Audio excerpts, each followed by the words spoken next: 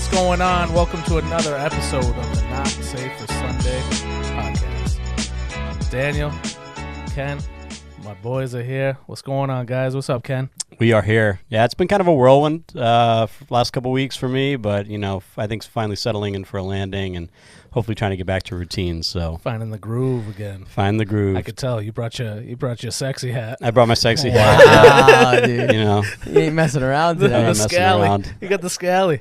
And Daniel's got his own hat. We got the Roots hat. I was also going to say I brought my sexy hat, too. Yeah, that's his sexy hat. Now, what is Roots? Can you explain that for the viewers and the listeners? Oh, you mean that incredible coffee roasting business? Oh, that's what it is? May or may not be a part owner in? May or may not. May or may not. Trading. I can't, insider trading, right? I thought it was tea. No, coffee. No, okay. no. Definitely not. No. Definitely not tea. We're definitely roasting coffee. We're not roasting anything else. Got it. No roasting. What's up, dude? I'm tired today, dude. Yeah. Yeah, Brielle had me up. She had me up last night. So I feel a little laggy. Yeah. You ready for all the cliches? I pushed through a nap. Yeah, I need all of them. Ready. You got to sleep when the baby sleeps. Yeah. You're never going to sleep again. You're never going to sleep again. Yeah. Yeah. Couple hours, that's really good. Yeah. I heard it all. Oh, man. I've heard it all. Buddy. I should start journaling. Yeah. 101 things parents don't want to hear. Oh, that's definitely 5 or 6 of them right there. Could probably bang them out if we stood here for 10 minutes, but we got to move on, I guess. In the booth today, my boy Spencer. What's up, my man? What's up, man? In the mix like a gin and tonic. Man, I need an entrance like that. Kevin's not the only one with bars. He's coming with it. He's coming with it. All right, Johnny Digital, you got to beat that. I can't follow up with that one, so all right. we're just here. Johnny Digital. He's always here. He's always here. He's on the video. Happy to have these guys. Oh, they're the best, man. Yeah. Happy to be back. Clap track. Don't get enough. They don't get enough. They don't get enough respect. Definitely for what they do. It's a lot of work. A lot of work. And look at you, man, with another new shirt. What's going on with that one? I like that one a lot. Yeah, we got that new creation shirt. That's awesome. 2 Corinthians 5:17. So nice. Where's that from? Yeah. This is from. Is it from Beacon again? Beacon. Is that where you got it from? Beacon Threads. The bees, man. The bees. It always gets me. But Beacon, Beacon Threads. I bought it with all the other shirts I got. Nice. Yeah. You So placed a big order. I did place a big order. Boy. I needed to. If you're gonna go in, I can't do one at a time. I got to buy like 5 at a time. I can't stand paying shipping multiple times. Oh, so if I'm going to order, I'm going to order. That's you know exactly what I mean? it. Yeah, that's exactly it. So Beacon Threads, loved it. Loved the little paint splattered design. Yeah. Kind of reminds me of that old school 90s cup, that blue and white. Yeah, I that love that blue cup. and white cup, dude. Yeah. We got to bring those back. That cup has made a comeback in clothing. It has. I've seen it. It's like a whole thing. So nostalgic. It's like a whole 90s kind of like vibe. a hoodie cup, never fails you. It's like a whole vibe right now, dude. I feel It's kind of wild. It's kind of wild. But I'm going to throw it back. Since we're talking about the 90s, throwing it back. I'm going to throw it back to the questions episode. We ended that questions episode, the second one. And I made a plea. Yeah, you made a plea. I made a plea. Well, you kind of brought up the fact that you were surprised that nobody had asked this question, and then made the plea that somebody would ask us this question. And shortly after that, somebody did ask us. So somebody did. Booth, why don't you read the question? All right. Coming from our friend Deb Marks. What does the Bible say regarding smoking marijuana? What if you do it for medicinal reasons? So, and then here is our topic for today, right? That's it. So we made that plea. A friend of the pod, Deb Marks, came through as she always does. But I do have to note that Deb submitted this question as soon as she got back from a week in Jamaica. Behind the scenes. And that's not a lie. I ran into her. We actually ran into each other at a wake. No better place to talk about weed. A wake and bake. And she said, that was great. Yeah, we need a rim shot on that one. Soundboard team, rim shot on that one. And so I just got back from Jamaica. Oh, by the way, I submitted a question about weed. I said, okay, is this connected? Like she was experimentation when you were there or what? Yeah, she was in the thick of it out there for sure. Yeah, it's like 3 a.m, surrounded by cloud smoke, and she's like, "Is weed okay?" So not that I would ever imply that Deb Marks is a weed smoker, but I mean she has seemed really chill. Get my mom's name out your mouth. She has seemed really, really chill ever since she came back, and so that's all I'll say about that. I should have slapped you for dramatic effect, but I don't want to ruin all the shots. Oh, that was good. Well, I guess I'll ask you though. So Deb's asked it. Obviously, you made the plea for it to be asked on the podcast. Yeah. But how often do you actually get this question, like in your daily routine? I mean, I don't get it every day, yeah. but not daily.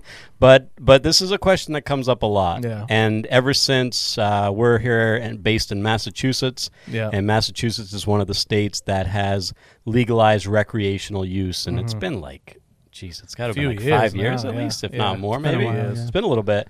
So now the question gets asked even more, because now it comes with the footnote that, it's legal now. So now what? So now is it okay? Right. And so definitely this question gets asked with some frequency. Yeah. And of course, just because it no pun intended, it's permeating our culture. It's permeating the streets. You can't even drive down the street without catching a whiff of it. It does get asked with more frequency now. I will kind of start from like my life experience with weed, the devil's lettuce, marijuana, whatever you want to call it. Lettuce, yes. However, whatever you want to call it. Everybody calls it something different sometimes, but when I didn't actually like start smoking weed until I was like 19, and it was just like this point in my life where I really found myself like really lost. I think we talked about this a few episodes back. Now at this point, but I was kind of really lost and just found myself surrounded by some friends that were really into it and doing and smoking weed every day, and I got caught up in it, and it was like every day for like a year, and I mean every day, multiple times a day, just staying smoking weed, and it was tough, man, because it was like that was everything. That was like all I did. And then I ended up having a really bad anxiety attack one night, and I thought like I was being possessed. Like it was like a bad night, and I found myself in the church after that had happened, and I was down in Florida, so I was living by myself down there going to school. So there was a lot of different factors of like I was alone for like the first time in my life, where I didn't have anybody to lean on, really nobody to go to. I was just kind of still wasn't with those friends anymore, but I was like seeking out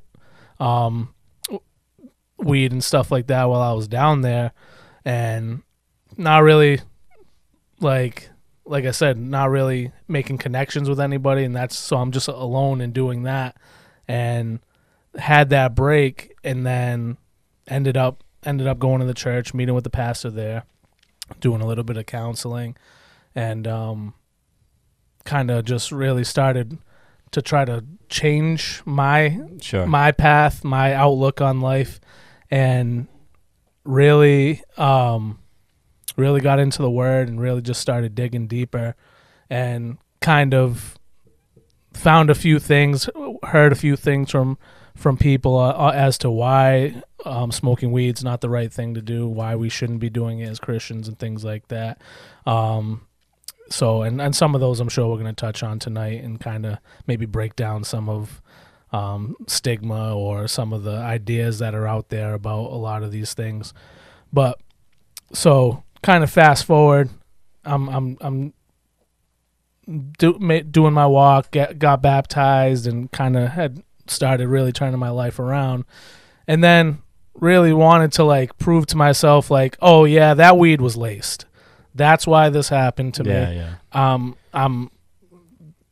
It has to be, because that was like way too crazy for it to not be.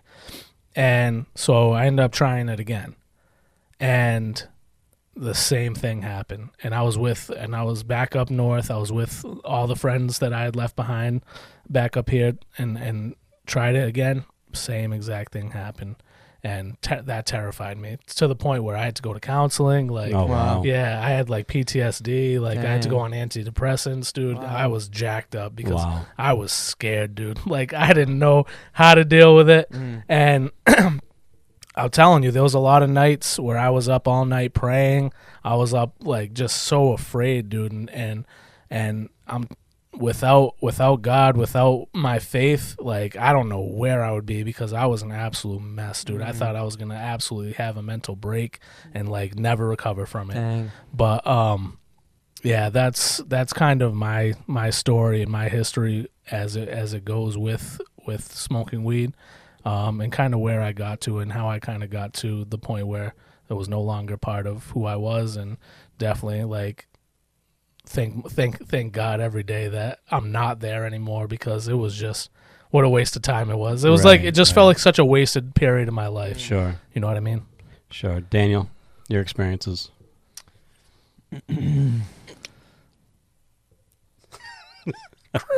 Yeah, we just need some crickets. Yeah. I'm just joking. None of the above.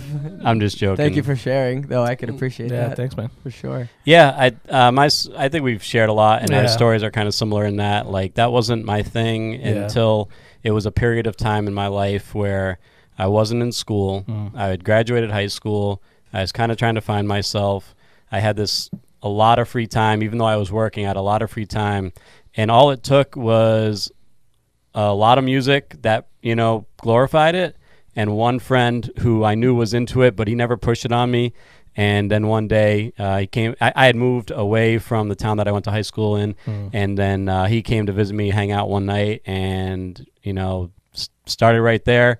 And for me, it was quite a bit, over like a year and a half, 2 years.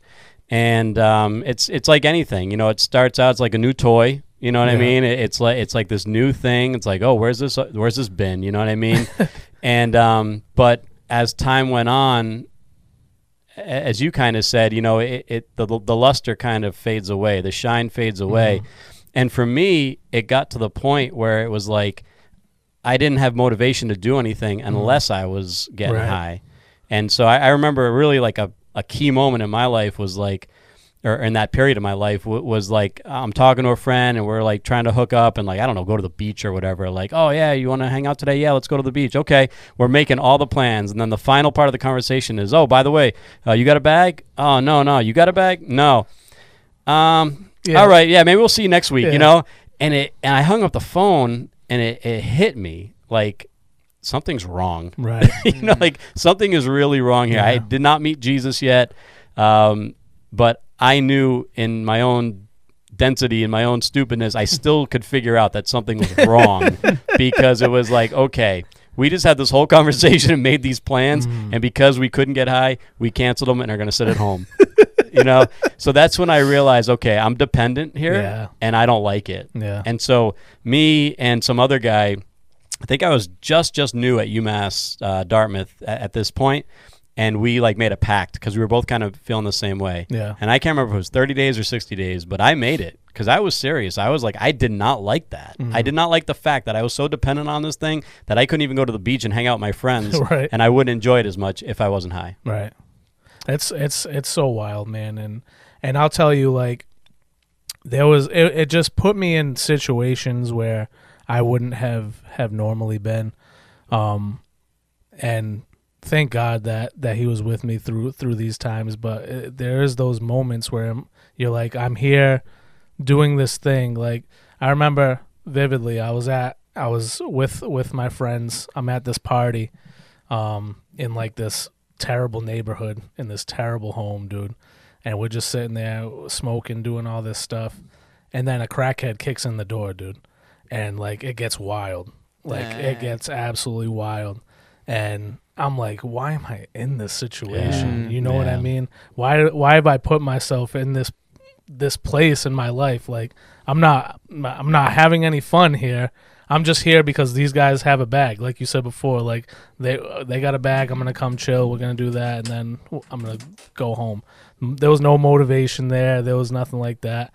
It was just, this is what we do now. Like, and there was nothing to like push me out of it. And I think God works with everybody differently. I think I needed to get my butt kicked right out of it. Like, shock therapy, like, this ain't for you, man. And I know if I don't do this, like, you're going to be stuck in this rut for the rest of your life. So I think, like I said, I thank God every day. But there was a lot of verses that people would throw at you, things like that. I think the one that I heard all the time was like, was it Ephesians? Oh no, 1 Peter 5:8. Be alert and of sober mind. Your enemy, the devil, prowls around like a roaring lion looking for someone to devour. And that was one of the ones that I would hear a lot from the pastor that I was doing counseling with in Florida. Like, it was like, keep yourself vigilant, because the devil is trying to find a way in. Right. And if that is his way in, he's going to use it, and he's going to put you in situations where crackheads are kicking in the door and things like that. You know what I mean? Yeah, no, I had some very similar circumstances, and it was just a real wake-up call. Daniel, how about, and I'm not joking with you anymore, but like, what was your view of it? You know, you're growing up, you're a regular kid, you grew up in a household, you know, of faith and church going, so I'm sure it was, you had some different thoughts, different views, and then of course you encounter it when you get to school and all that. So yeah, I know I was silent before, but I've never smoked weed. Honestly, really never was in a situation where I was around it.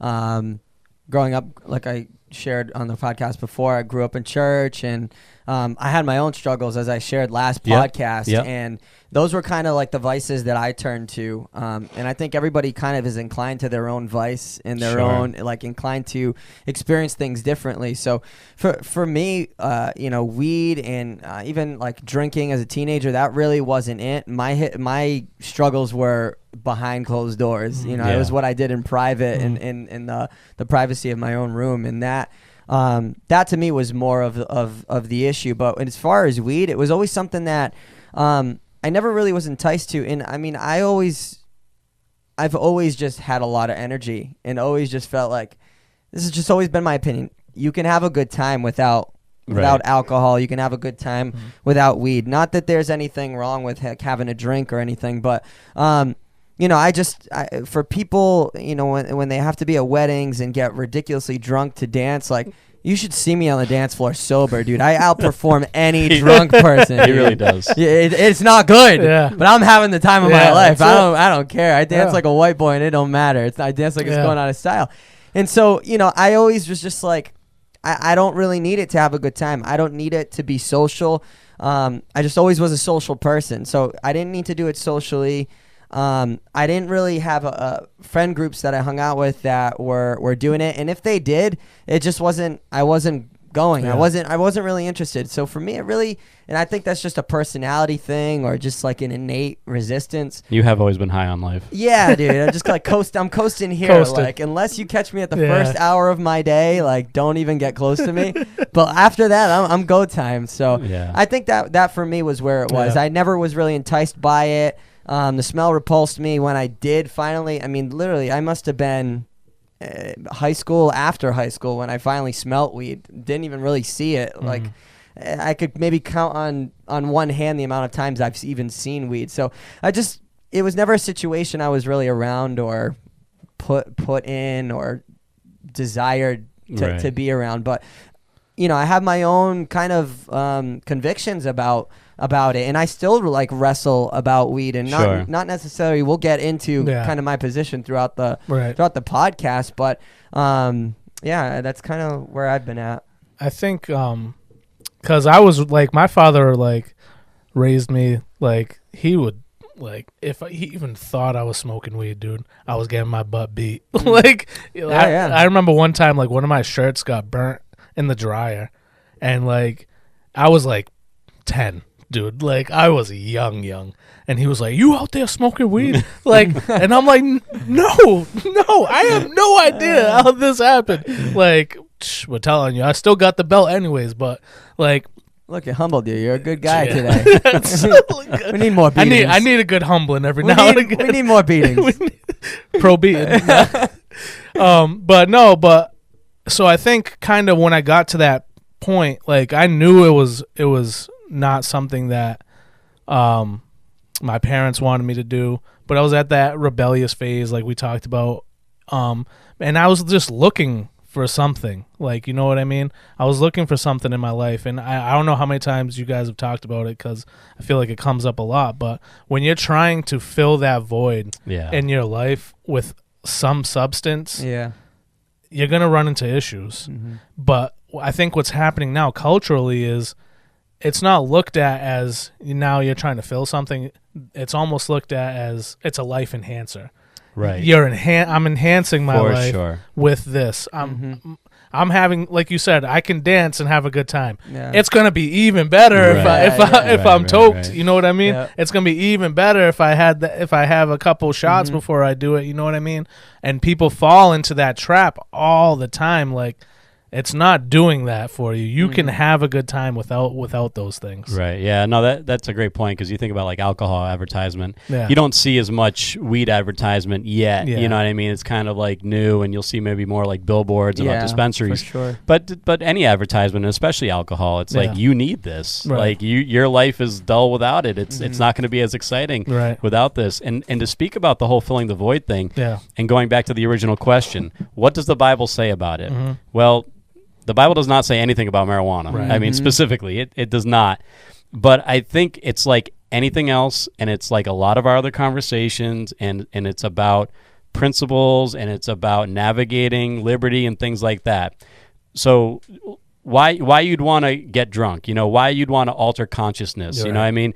There's something there that you're trying to achieve that you think you need and that you're missing. And so, maybe I'll find it here. You know what I mean? And I think marijuana can be like that. And but as Daniel mentioned, there's so many vices, that are out there that anything can be that. And so I think the question is people come to the question of, well, is marijuana okay? They're looking for that yes or no. Yeah. Like everything else, Halloween. Just tell me it's okay, and tell me it's or tell me it's not. I may agree, I may not. I think there's a deeper question that has to get asked, and it's like the why. Like, find your why. Right. Like, are you doing this? Why? Do you want to do this? Why? What is it? Because no matter how you slice it, it is a consciousness changer. You know what I mean? It changes consciousness, and when you alter consciousness, you're opening yourself up just for other things that otherwise the natural protections and the natural way of thinking would guard against. Right. You know what I mean? Just like when you're drunk, and you're inebriated, you open yourself up to stupid ideas or other ideas, or to act out in a way that you normally wouldn't, because it inhibits, certain protections and natural brain, the way that our brain thinks. So marijuana does the same thing. Right. And so if you want to get to this altered consciousness, why? Right. And as a Christian, it becomes difficult, because God wants your space. God wants that thought space. He wants that heart space. If you're altering consciousness and you're inviting or allowing other things in, now we have this kind of conflict of interest going on, and there's this competition for your attention. Yeah. I think a good point that you just made is like that yes and no. That's a blanket yes or a blanket no. Yeah. The why that you're talking about is not a blanket. Exactly. Because what the why for me is going to be different than the why for you and the why for you. Because if you need to come home after a long day's work and you got to crack open a beer, why? Yeah. What is it? And then it takes a lot of digging to figure out the why. Like, well, because I had a long day. Well, why does that mean I crack open a beer? Well, this is what my dad did, or whatever it is. Like, you start unpacking a lot of stuff that not everybody really wants to unpack and get into. But I think that those things are important. Absolutely. Like, I think unpacking that stuff to really figure out, like, why I feel like I need to, like you said, chemically inhibit myself to change my mindset. If I'm stressed, I need to light up. Like, but why? Like, why are you doing that? What's causing you this anxiety? What's causing you this stress?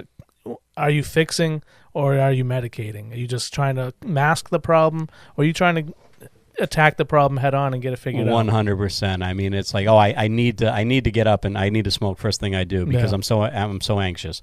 Well, what's the root of your anxiety? Right. Or I can't sleep. I need to smoke before I go to sleep because or else I'm not going to sleep. Well, why can't you sleep? Right. And apply this across the board. Popping pills, you know what I mean? Mm-hmm. Taking a Valium, or having too many drinks and kind of just drinking yourself sloppy until you fall asleep. Right. There's always a why there, and there's a root cause. And if we don't ever ask that, and that's kind of like my initial story was that I really did get to that point. Why the heck am I doing this? Like, why is it that I need this to just enjoy a day at the beach with my friends? Right. That's a problem. Yeah. It really is, and it really, this, even though it's a topic about weed we're talking about, it really covers like a lot of different aspects of small conversations that we've had kind of throughout the life of this podcast so far. You know what I mean? Like Christian liberty, right? We're going to probably discuss that. So where is the line? Where is the line where you say, yeah, this is for me. I can do this and I'm okay doing it. Is it okay to do? You know what I mean? Where is that line for Christian liberty, or just everybody do whatever they want? You know what I mean? Well, as I started out, now that it's legal, that's a justification for a lot of people to now say, oh, well, it's legal now, so it's okay. As if everything that we shouldn't do is legal or illegal according to, the state standards or the government standards. Versus the Bible standards and God's standards. So if I'm a Christian in Massachusetts, or I'm a Christian in Florida, you're sinning. That doesn't hold up. I'm smoking. You're sinning. Great point. Excellent point. And to that, I'll say, well, when they come around to legalize something that's really evil and harmful, and I have no doubt that will happen because man is wicked, government or not, and the end of man is self-destruction and sin. Right. So if pedophilia becomes legalized, are you going to hold up that banner and say, oh, well, it's legal now? You know what I mean? Right. So we have to really understand where our stance is in our heart, and not just say, well, I mean, it's such an easy way out. Oh, it's legal now, So, well, who cares? There's going to be a lot of stuff coming down the pike that's legal, and it might be so destructive for this society. And then when it comes to like the heart part and the principle and the liberty, I go back to one of my favorite verses, 1 Corinthians 10:23. Paul says, I have the right to do anything. You say, but not everything is beneficial. I have the right to do anything, but not everything is constructive. And so if you come to the legal, yes, are you going to be fined or in prison now if you smoke marijuana in Massachusetts? No. So permissibly, yeah, you can do that. Go for it. Is it constructive, though? Is it beneficial? And that's where you have to really start doing that deep dig into your own heart, into your own life, and say, why am I doing this? And it's so easy now that it's legal and it's very normalized just to go with the flow. And say, oh, well, it's legal now. Everybody's doing it. How harmful can it really be? Right.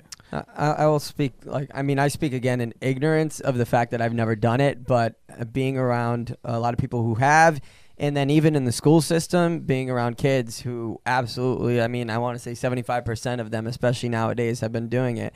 I think you have to ask the question, how many people are really smoking and becoming better people because they smoked? And that's what I think a lot of Rogan's doing all right. Well, what I saw too was most of the time people were masking. They were masking, or they were covering up some sort of pain, some sort of hurt, some sort of trauma. Oh, I smoke because my anxiety. Oh, I smoke because of this. Oh, I smoke because of that. And for that, when you're just masking all the time, or you're medicating, that tells me that emotionally, you have no healthy coping mechanisms, that you don't know how to process things in a healthy way without just kind of getting an escape. And that is blanketed.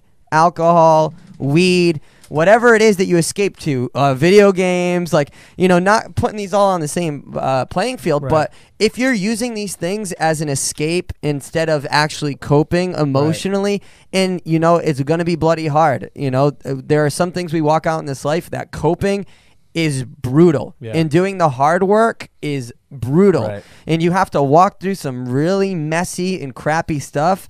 But ultimately, medicating and running away is never going to benefit you. It's only going to sink you deeper, and that stuff won't pay off. So let me ask this. Because you just said, is it good? Is it beneficial? Well, can it be good? Can it be beneficial? Like, what's your thoughts on that? That's where I'm torn.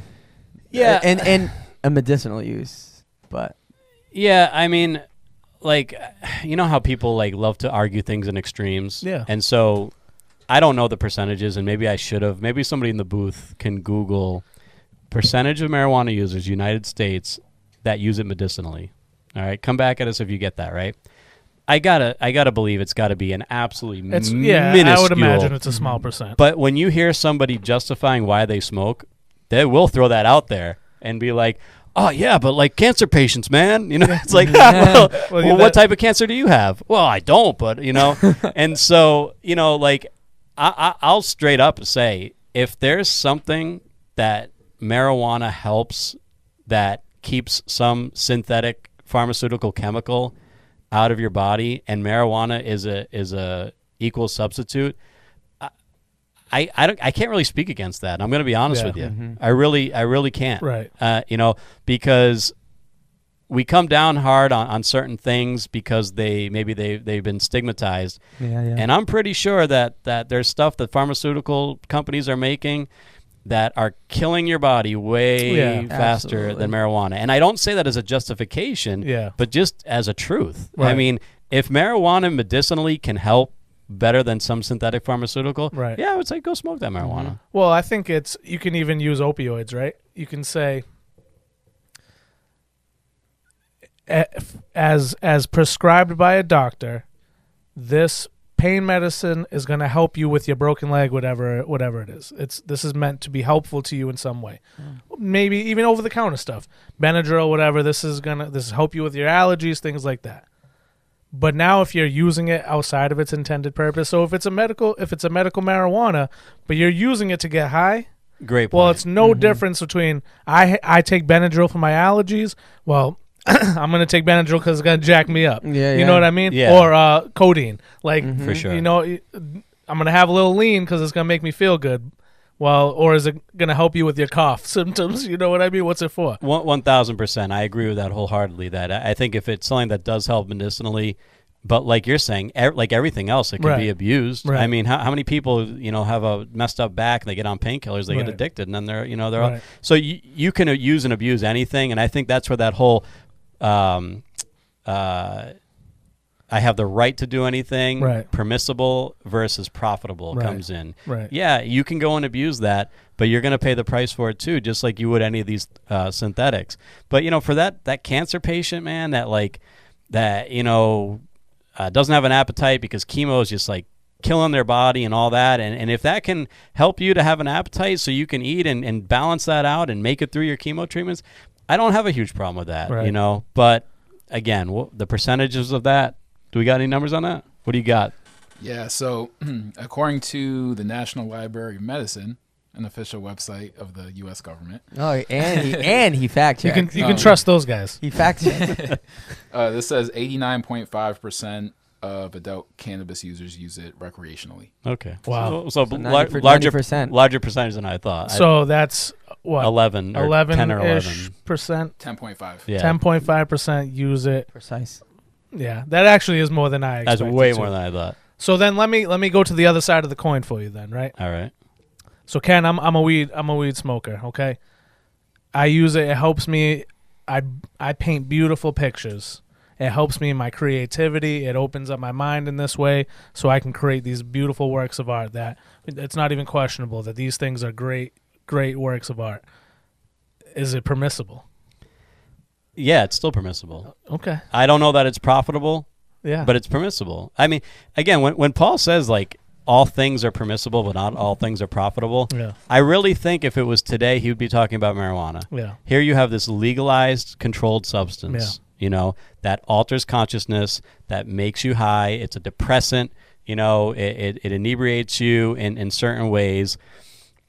if there's some benefits to it, you know, then that's the profitable part.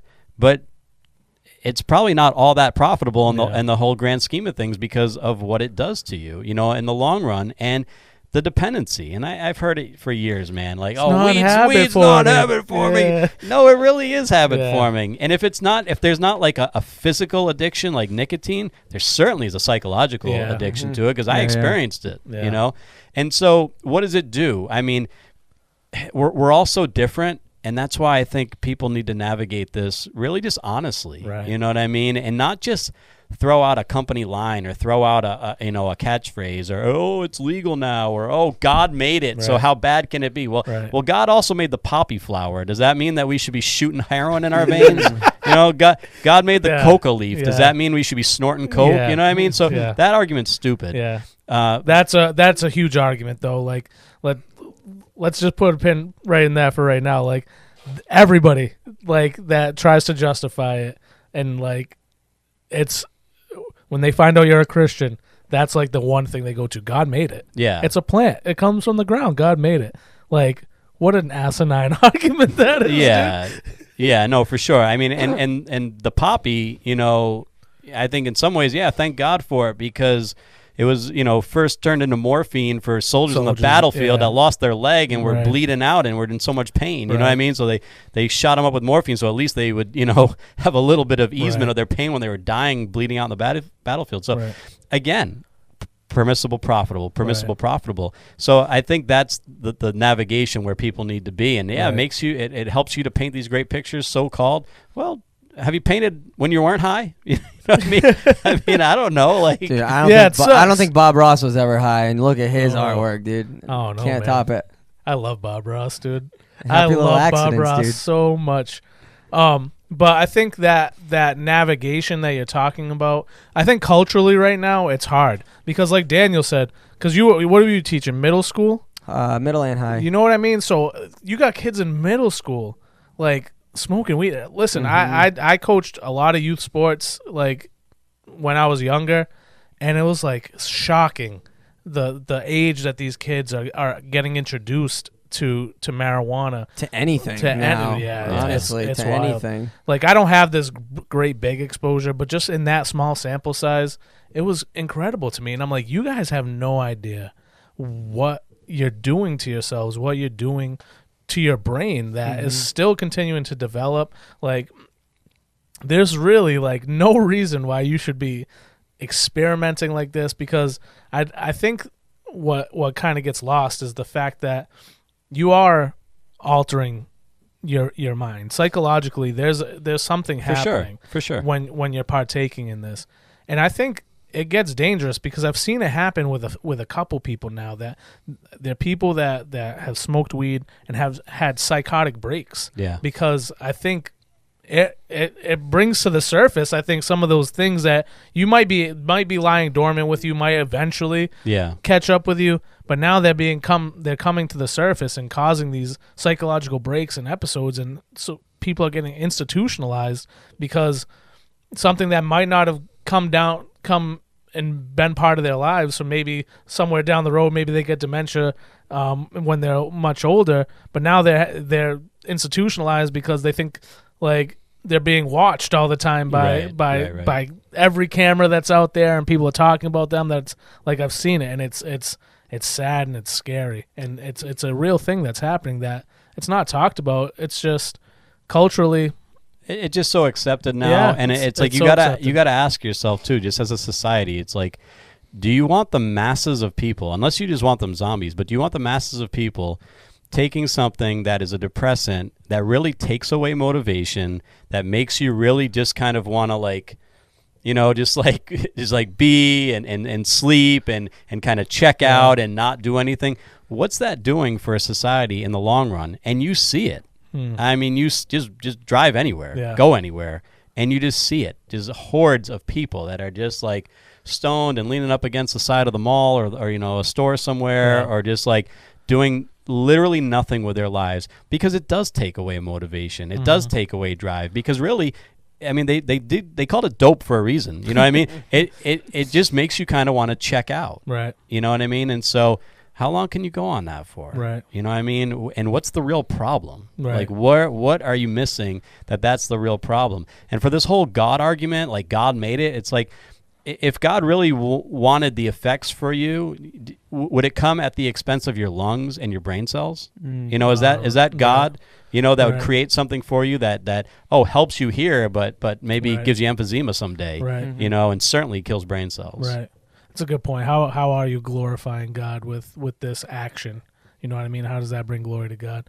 So I guess my next question, because you just said something that brought this to mind, is because you're a pastor, you guys are both in leadership within the church. So when somebody does come to you with these types of issues, like, what kind of guidance do you find yourself giving? What kind of advice do you guys find yourselves giving to people that are struggling in this aspect? Dan, you're the young adult leader. Young adult leader. I think. What are those young adults doing? Well, I think I think it comes down to understanding, as Ken pointed back to at the beginning of the episode. It's what's your why? You know, what's your why? What's your purpose? Why are you doing this? Do you feel dependent on this for joy? Because we know that God should be the source of our joy. You know, and so if we're getting our joy from ultimately, you know, weed, or again, and I think this can really go with anything. And so I think this episode, as much as it is focused on weed, I think it's everybody has their vice, really. And so what are you escaping? How are you coping? What are you running from? And those are the questions I oftentimes ask, because when someone's asking me this, they're typically not having a great time in their life. You know, like, they're not coming to me like, my life is amazing and I'm smoking weed. What do you think? They're like, oh, I have crippling freaking anxiety and I'm smoking weed all the time and I don't even know, it's not helping. Nothing's working. What the hell do I do? You know, that's what people are saying to me. And it's like, people are saying, but it's like, you know, that's typically what the conversation looks like. That's what students would say. That's what, I know young adults in church have talked to me about this, and I think that's really what it comes down to, is that it really, for me, I have not seen it be all that beneficial or all that helpful. So, yeah, I've never done it, so I can't speak to it from an experiential standpoint, but from the people in the lives that I've spoken to, I mean, it's either led to darker and deeper things. It's not filled the void they were ultimately seeking to fill. 100%. And it's made things just spiral even deeper. Or, like you said, it's caused other things to surface they didn't even know existed, and it's exacerbated it or exaggerated it to an even greater level that now they're overwhelmed and they have no idea where to turn. That's a great point. And they've never, a lot of times parents aren't in the picture, so they have no good role models. They're seeking affirmation or approval of their friends, so they're doing it, and everything is just kind of snowballing and they're overwhelmed and don't know where to turn. So I would come at it, especially because I don't feel like I have a right to speak on it and not having experienced it.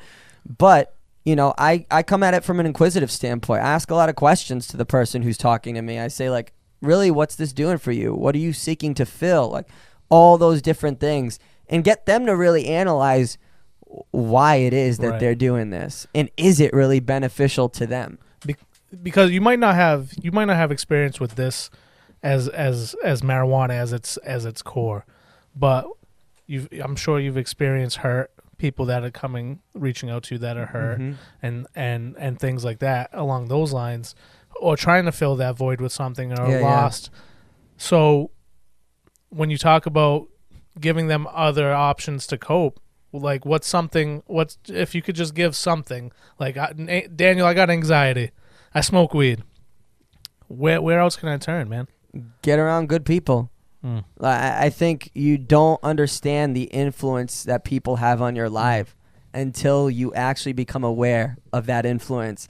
And so it's funny. It's like, I like that saying, which is now escaping my mind, but it's like, surround yourself with people you want to emulate. Like, surround yourself with people who are at a greater stage, at a greater level than you, and try to emulate what they're doing. So look at the lives of people around you. And really, if you want peace, ultimately, surround yourself with some peacemakers. You want joy? Surround yourself with some joyful people and figure out where's the source of their joy. Where's the source of their peace? Yeah. And I would say a lot of the time the peacemakers and the real, truly joyful people are not people dependent on these things. They're not people escaping. They're not people who are not coping in a healthy way.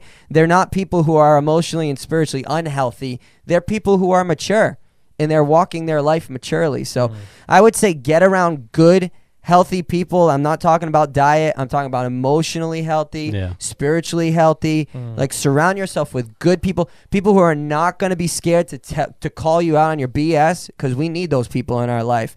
And too bad you want to get offended when people call you out. Well, deal with it, because accountability is huge. Not having someone to check in on you and hold you to a standard, that's not really friendship. That a person who loves me, I know Ken loves me because he's calling me on my BS.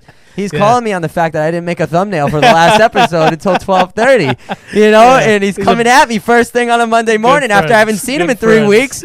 And the first thing I hear is, texting me at 12:30, the thumbnail wasn't ready. So I need someone in my life like that who's going to hold me to a higher standard, because if I'm not held to a higher standard, I am going to ultimately fall back into the same patterns and the same processes that I do. I'm going to default into my defaults, which typically are generational curses. Yeah.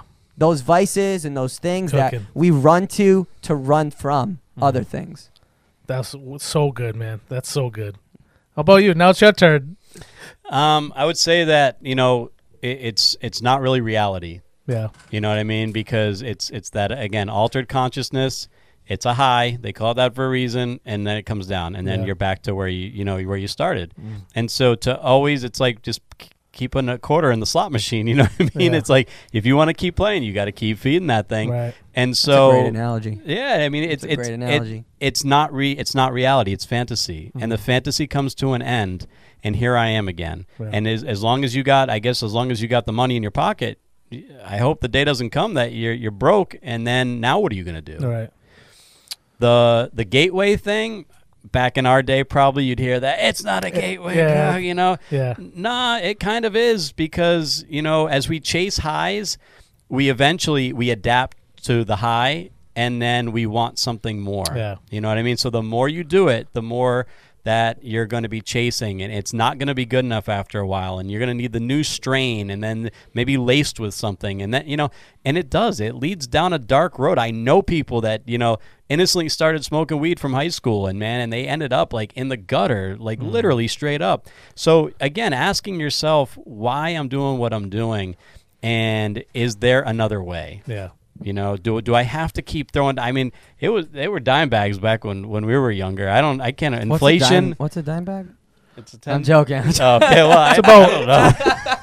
I don't know. It's about 1.5 grams. You got dialed in, so I can't imagine what it costs today. With just now that it's taxed and manufactured and inflation. You can just go get it at the store, do it just like anything else. No, but they got the dollar menu. I can't imagine how expensive it is. So.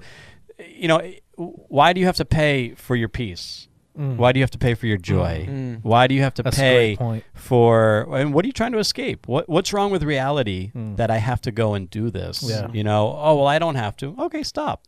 Well, well, I don't want to, because it helps me to go to the beach with my friends. Yeah, you know what I mean. Pretty much. And it's a gate. I think it's a gateway drug, even in another way. But I'll get to that in a minute, because I want to ask. So, I guess this might be my last question on this. So now I'm a proprietor, okay? I sell the weed. Okay. On the corner or regardless. In a legit store. Whatever, because some states you have to sell it on the corner. By the way, there's some crazy competition between your typical weed dealer and the legit the quote unquote legit store, but anyway. So I am the guy that's pushing this now. Whether it be legally or illegally. Okay. Now, what's the view on that? Is that now because I'm almost condoning this for these people to be altering their mind state of mind or whatever. So, am I okay doing that? I mean, I don't think you are. I mean, I wouldn't do it. But I got to make a living, Ken. Yeah, I mean, free market enterprise is a lot of stuff that you could sell. I mean, I think that, that really does come down to like a conscience thing. Because, I mean, you think about, I mean, I don't want to totally make this into extremes, but like, right, anything can be overused. Anything can be abused. Anything. So at what point does somebody say, you know what, I don't know if I should be selling this, or I don't know if I should be a proprietor of this because it could eventually harm somebody. I mean, cars kill people every single day, right? Do the car manufacturers suddenly decide, oh, we shouldn't sell these, cigarettes, guns, knives, the whole nine? Yeah. So, I don't know. I mean, I certainly wouldn't feel good about it. My conscience wouldn't be clean with it. I know that just because I know of the harm that it causes. Yeah. Firsthand. So, you got that? If someone were asking my opinion, I would say I am asking your opinion. Yeah, but if somebody were asking my opinion as the person like you just acted, I would tell them no. I mean, I wouldn't. I definitely wouldn't. Yeah. Navigate your liberty, I guess. Yeah. Navigate your Romans 14 convictions, as we always kind of reference. It kind of comes down to, but ultimately, I wouldn't be all right condoning that behavior. I know somebody who is an incredible drummer and was in a band, and band was gaining traction, and he's drumming at these gigs and totally fine, everything's going great, and then all of a sudden kind of like hit with a conviction as he draws nearer to Christ, like, I'm not really liking being in this environment, being in the club, being at the bars, like, these people are getting drunk and they're dancing to my music and they're smoking and they're doing all these things, and I'm kind of like participating in this in a way, it's kind of, you could kind of like remove yourself and say you're not, but to him it's like as he drew near to Christ and as he got healthier, he was like, I just don't know. Right. And so he navigated his conviction, and ultimately he ended up stepping away. And I would say, as you draw nearer to Christ, I think some of those things get worked out. I know a lot of people, a lot of pot smokers in the church who started coming to church. And as they drew nearer to Christ, as they got healthy, as they navigated and got around healthy community and were challenged and held accountable, those things kind of shed themselves without anybody even having a conversation about it. Those things kind of shed themselves. Because I think the dependency on those things, as you draw nearer to God, he fills it. And your desire for it just kind of weans and fades. And it's like, that doesn't have the same shine like it did before. And again, that speaks to so many of these vices we lean on. Yeah. It's like, as we draw nearer to Christ, as we are filled with his spirit and his presence, his joy replaces our depression, our anxiety. His confidence fills our void and our insecurity. When we clothe ourselves in the robes of Christ and we clothe ourselves in his victory on the cross, those things kind of like, they just kind of fade away. And sometimes you don't even know, like, it wasn't a hard line in the sand where you were like, yeah, that's done. Yeah. It just kind of like progressively happens where you're like, you look back and you're like, wait, like, I just don't even desire that stuff anymore. Yeah. And so I think it's just kind of an interesting perspective. That's a really good point. Yeah, no, that was a great point. And it was so good that I forgot what I was going to say next. So Josh, you go ahead. No, I got something. So that happens to me. I got lost in your words. Yeah. So I think it's his halo ring between us. It might be. So Ken. Yes. I'm a weed smoker, right? Okay. You're a lot of things tonight. Yeah. You want to talk about it? I'm gonna need the therapy after this. But am I welcome in your church? Well, that was my actually next point. Yeah. Thanks for giving that up. No, it really was. It really was. Wavelengths, dude. We're right here. Yeah, absolutely. I mean, and that my next point was literally going to be, I'm not ever about to condemn anybody who smokes weed, or the second I meet them, try to convince them that what they're doing is wrong. As Daniel really said, and that's what made me think of the point, is that just drawing people as close to Christ as possible is when change happens. You know what I mean? For me, I'd be, over a year and a half, 2 years, and I'm not being, I swear I'm not trying to be cliche or super spiritual or anything like that, but the joy, the peace, the love, the everything that I felt in, as a believer in the presence of God, it really did far outweigh any high I ever experienced, no matter how great or incredible or how long it was. Honestly, the high of just knowing, that you have peace with God, you're accepted, you're loved, that He's enough, that He's the substance that you need, and He's, all satisfying, and not just in theory, but you really experience it. The closer that you draw near to Him, it does. It's better than any high. Yeah, because I'll say that's probably one of the things I hear the most. Like, oh yeah, I want to go to church, but I gotta stop smoking. I can't go. Yeah, for sure. I've heard that. Things like that, and I'm like, God ain't here waiting for you to clean your life up and then come see Him. You know what I mean? He wants you now. Yeah. Come in there. Absolutely. I don't care if you're high. While you're there, get your butt in the seat because He's gonna reach you. He's gonna reach you. Yeah. He's gonna reach you one day. And maybe that day is the day. As I told you before the episode, I did go to breakfast today with a bud tender. So as you know, I don't shun anybody or push anybody away. Well, I want everybody to know Jesus. It's Jesus was relational, and I think we have to be relational. And this kind of goes to the Olympics gender debate and all this stuff. There's a kind of a thread woven between this podcast and all these episodes on convictions and on navigating your own liberty, and also the fact that we have a responsibility as Christians to be relational and to be like Christ, and we draw people nearer to Him, and so we pattern our lives after Christ, and we pattern ourselves in others, teaching them to do the same. Because if we look like Christ and they look like us, then they look like Christ because we look like Christ. And so that happens relationally. That happens not necessarily on the Sunday morning service in the 60 to 90 minutes that they're there. But that happens so much more in the personal conversations. That happens so much more in the breakfast meetups, in the lunch, in the dinners, in the, hey, man, I was just thinking about you today. I hope you have a great week. That's where relationally people are brought in. And then the curiosity factor of, why are they so joyful? Why are they so peaceful? Yeah. What is it about them that makes them just such a incredible presence to be around? That curiosity, I have found, has led way more people to eventually have relationship with Christ than me saying, quit that weed, you don't need it. Yeah. Right. That's never really been a way to bring people in. That's 100% the thing that we can't do, is how many times we said it, the judgy finger. Yeah. Because say if Daniel smoked weed, whatever, I can't be now judgmental of this man and condemn him completely and say, you know what, you are so wrong. There's no seat for you at my table. Yeah. Instead, I don't have to agree with the way that you're living your life. How many times have we said this? I don't have to agree with the choices that you make, but I should still care about you and love you.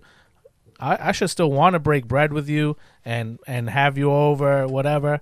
I don't want to partake in the thing that if you choose to smoke weed, I don't want to partake in that. I don't have to partake in that. I don't have to judge you for partaking in it, but I shouldn't avoid you. You know what I mean? Because you're a person, man. Mm-hmm. Just like every single one of us. We should be still trying to bring these people in, understand that they're imperfect, and you hear people's stories, man, and you find out why they're addicted or why they're stuck on substances. I mean, abused from 8 years old, or punched in the face by their stepfather at 10 years old, and homeless at 14. I mean, I've heard these stories. Right. So what am I? Oh, by the way, shame on you. Shame on you for what you basically got hooked on just to cope with the immense pain that you've been through since you were a kid. You know what I mean? So no, absolutely not. To give another answer to your question, heck no. Everybody's welcome, and until we become like Jesus, they're not going to know. You know what I mean? We have to be like Jesus in the way that we draw people close, and not just try to find out all their little problems that we can solve for them and shame them for it. And ultimately, we can't be the role of the Holy Spirit in these people's lives. We've all walked through things, and we're all continuously walking through things. That's right. So for us to point the accusatory finger at people, it's we're walking out our own still our own struggles, our sin habits. We're still fighting out this fleshly body of us and our character failures and all these things that we're still walking through.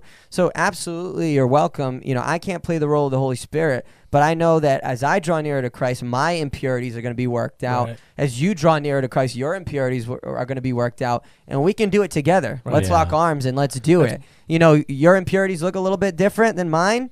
Not saying mine are better or yours are worse, but let's just go to Jesus together. I'm gonna pull you up over that hump. Yeah. Because like you just said, it's such a perfect. You're never gonna be able to fill yourself with that love, that peace, all the things that you're using this substance to fill your life with, the peace, whatever it is.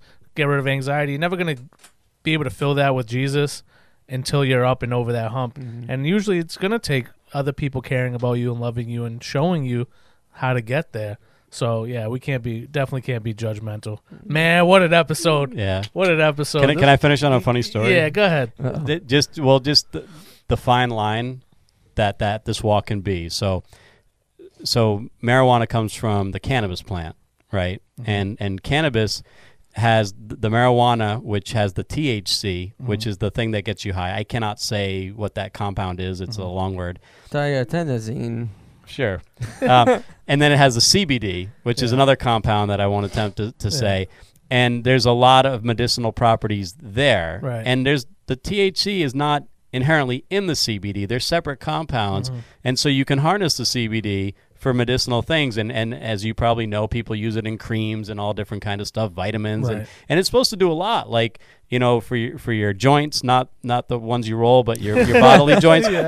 Keep them like loose and lubricated, and helps with appetite and helps with digestion, all this stuff. You give that to the Tin Man. So we had a lady, Daniel knows who I'm talking about. We had a lady in our church who had stage 4 pancreatic cancer, which is a death sentence, right?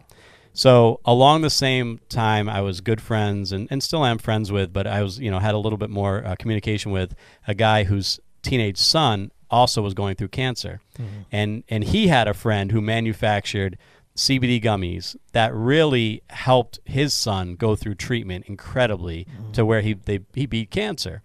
So these CBD gums were homemade, and so they weren't really like sanctioned, and they were so pure, but it had like a tiny, tiny bit of THC in it. It was like 18 parts CBD to 1 part THC. So the dosage would probably be like half a gummy, which wouldn't get you high, right?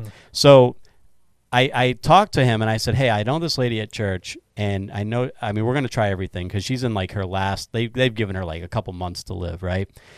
And so we brokered a deal. So we brokered a deal for way too many to actually buy legally at one time, because I guess you got to only, right? And we did it in a school parking lot. Okay. Oh my Lord. I brought it to this lady, she did a drug deal. I basically brokered a drug deal in the school parking lot. How do you feel about that, John? So this lady could maybe like have a better chance, and it helped her a ton. It really actually helped her a ton. But the funny part is that she kept this in like 3 wrapped paper bags in the back of her fridge. She had a husband. This lady was incredible. Yeah. She had stage 4 pancreatic cancer. Her husband had dementia. Oh, wow. And so it was like just a 3-ring circus at all times. She didn't want him to get to it. So she wrapped it like in 3 like brown paper bags, like non-labeled packaging, put it in the back of the fridge behind like 50 other things.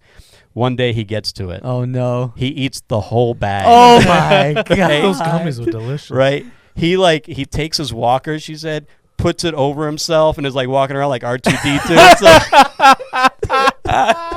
And then at one point he like falls down sideways, but he's not asleep, and he's just like laughing hysterically, and she can't get him up because she's like all 90-pound cancer patient. Oh my God. And she could just laugh about it though, because she came to Christ and her life totally transformed, filled with the joy of God. Obviously, she wasn't taking these. She was one of the greatest women I've ever met. No. Obviously wasn't taking them to get high. Was taking the right dosage, but the dementia husband gets to it and gets stoned out of his mind one night. All night long he's up. R2-D2. That's so good. Ken brokering illegal gummies. Gummy deals. Hey, I haven't always been a pastor. John, did he ever tell you not to do drugs as a kid? He's El Chapo. El Papo, dude. Oh man. Any last thoughts? Any last thoughts in the booth? No, my story was kind of the same as Dan's. Like, I just never really had like any sort of inclination to want to do it. But I think that was because when I was a kid, like my dad in particular is like big into like music, so I like watched a lot of like music people documentaries and stuff. And a lot of musicians do drugs, and it almost never works out well. It's always their downfall. Mm-hmm. And so seeing that played out, like from the time I was probably like 6, I was like, I'm good. I'm just gonna stay away. Yeah. That's smart thinking. All right. I know we didn't really switch up the tables too much. We're kind of getting boring. Yeah, we got it. Well, I'm gonna try to step it up for next one. We got some stickers though. Yes. I will tell you, we got some not safe for Sunday stickers. So for the camera, you can zoom in on that. Zoom in. But we will be handing these out. The street team will be busy. The street team. We got the street team. No, we'll mail them out. Send us your address. We'll mail them out. We'll get them to you. But yeah, we got some stuff to give you guys. We're gonna be picking a winner for the donut contest soon. Yeah. So keep an eye out for that. We got a lot of fun stuff coming. It's the holiday season, so yes, sir. We're really gonna lean into that. I think a little bit, but good luck navigating Santa Claus, everybody. Yeah. No, we already did that. Yeah. I got an elf on the shelf in my house now, dude. Watch out. The in-laws broke the big rule. It's gonna be Snoop on the stoop after this episode. It's gonna be rough. Snoop on a stoop. Snoop on the stoop, dude. He's hanging out with Martha Stewart now. He ain't Snoop no more. He's Snoop Lion, I guess. Best thing about the Olympics was Snoop. Yeah, that was the best thing. He's a commentator, sports commentator now. Good stuff. All right, well, I think this was a great episode. I agree. I think it's going to touch a lot of different people in different phases of life. So thanks, Deb, for experimenting out in Jamaica. Oh my God, that's my mom, dude. Thanks, that Bermuda grass. All right, guys. Well, until next time. Peace and love. Peace. Oh, you beat me to the peace and love. Oh, sorry. That's your catchphrase? That's my catchphrase. Oh, my bad. That's your own. Love and peace. See ya.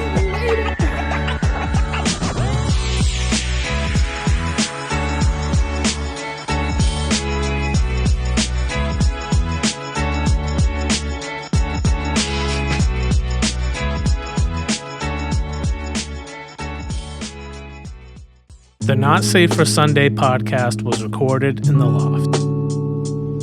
You can find us on social media at NSFS Podcast. Audio editing by Spencer Barrowman. Video editing by John Walsh. If you'd like to join us for a Sunday service, you can find us at Conquerors for Christ Church, located at 972 Reed Road in North Dartmouth, Massachusetts.